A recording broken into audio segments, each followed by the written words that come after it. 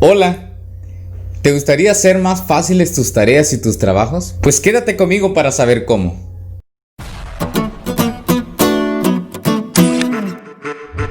La idea de este proyecto es que tengas herramientas que te permitan seguir aprendiendo en cualquier ámbito de la vida. Incluso te servirá para aprender en otras áreas o materias, ya que durante la secundaria cursarás varias asignaturas y con frecuencia necesitarás registrar información para poder estudiar, escribir resúmenes, preparar exposiciones, etc. Por eso que es necesario que aprendas a elaborar fichas de trabajo. Ahí podremos organizar la información recabada y tenerlos listos en un futuro para cuando necesitemos recurrir a los temas investigados. Por lo tanto, en este proyecto que se titula Fichas Sabias, lo que harás es elegir el tema que te interese, realizar una investigación acerca de ese tema y elaborar fichas temáticas. Lo primero que debes hacer es escoger un tema que sea de tu interés. Piensa que ese tema debe serte útil en cualquier otro momento en un futuro. Una vez que lo hayas elegido, debes hacer una lista de preguntas para orientar su búsqueda sobre el tema seleccionado. Esto te ayudará a precisar qué material deberás elegir en la búsqueda de información. Expresa en tus preguntas todas tus dudas para delimitar qué cosas en específico quieres saber. Por ejemplo, si eligieras el tema sobre graffiti, la pregunta principal sería obviamente ¿qué es un graffiti? Otra pregunta podría ser ¿quién o quiénes lo realizan? ¿Cómo y dónde surgió este tipo de expresión? ¿Cómo se manifiesta en México este arte? ¿Se te ocurre alguna otra pregunta?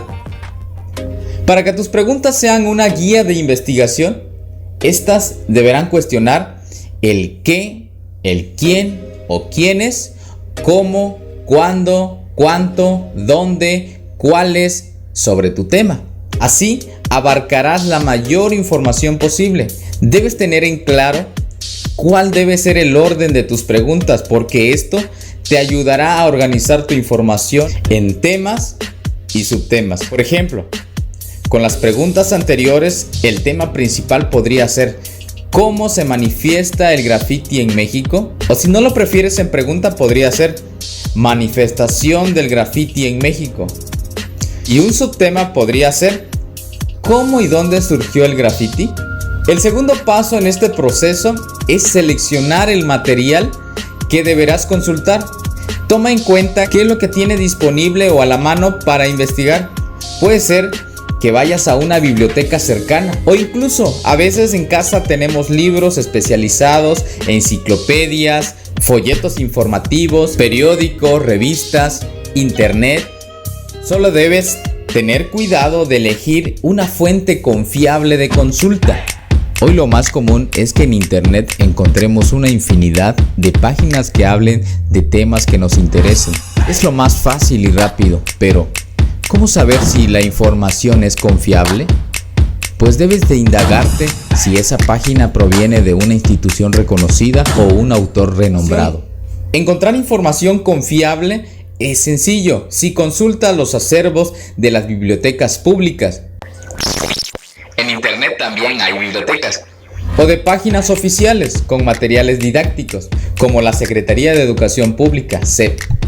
A continuación, te dejo algunas ligas que seguramente te serán de gran utilidad para tus investigaciones. Cuando consultes información de diversas fuentes, toma notas de las referencias bibliográficas. A continuación, te muestro cómo escribir una referencia bibliográfica de un libro. Observa qué elementos contiene, el orden en los que aparecen. Así se escribe la referencia bibliográfica de una revista. Y así se escribe la de una página electrónica. Una vez que ya tengas ubicadas las fuentes de consulta, ahora puedes dar inicio a la lectura de tu material. Debes localizar la información específica de tu tema mediante una lectura muy rápida. Evalúa si esa información es la que necesitas o es pertinente para responder a tus interrogantes planteadas. Para esto, puedes observar el título, los subtítulos, las imágenes, los esquemas, las palabras resaltadas, palabras claves, etc. Ahora, haz una segunda lectura y te darás cuenta que en un texto se pueden encontrar información importante y otras que no lo es tanto. Estos son las ideas principales y las ideas secundarias. Es importante que identifiques las ideas principales o primarias del texto que seleccionaste. Las ideas principales son aquellas que dan sentido al párrafo y son necesarias para la comprensión del texto. Para localizar las ideas centrales en cada párrafo, debes responder a una pregunta: ¿de qué se habla en este párrafo? Las ideas secundarias siempre acompañan a las principales, ya que completan, desarrollan, describen, explican, refuerzan o justifican a la idea principal, o dan información de tiempo, modo o lugar.